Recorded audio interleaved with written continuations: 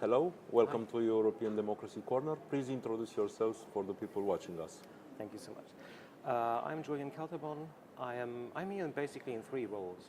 I'm an active politician in Germany for the Christian Democratic Party. I'm the chairman of a German-Ukrainian society. We build city partnerships and help in the alignment of processes for the integration of Ukraine into the European Union at some day. And the second role is I'm a German-Ukrainian drone producer.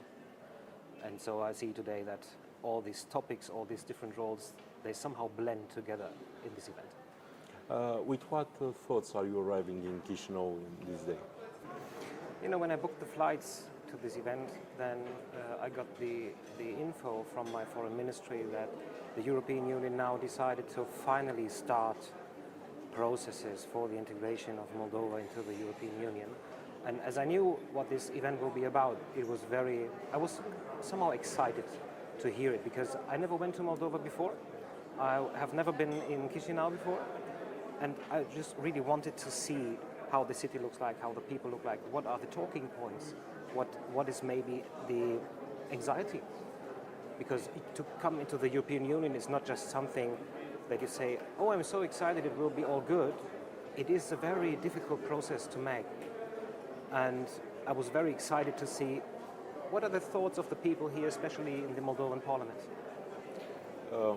What is the image of the Republic of Moldova in your country? How are we perceived in your country? I think not just for Germany, but for Europe in general.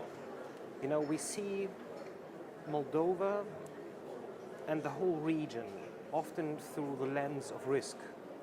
But what we see in this region now, and it's also because of the full-scale invasion of Ukraine, we see that it is about the Black Sea region, and it is not an axis of risk.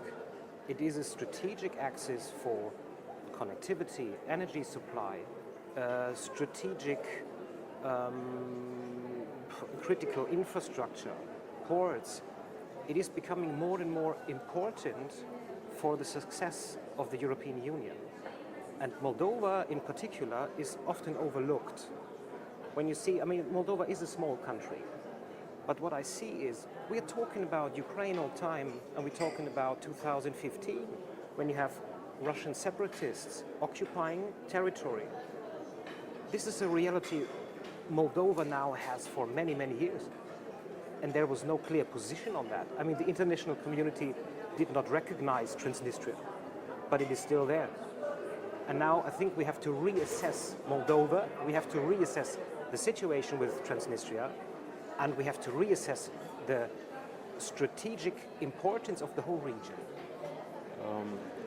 What kind of benefits should Moldovan citizens be looking for as this European integration process is going on, and of course as soon as Republic of Moldova will become a state fully integrated in European Union? What are the advantages? The advantages are in the partnerships, and they are in the thoughts of an alliance. The European Union is an alliance, economically, but also what we see now in questions of defense and in questions of security. And so the benefit for Moldova will be to be part of this alliance where we have a strong economy, where we have strong positions in the world to our adversaries.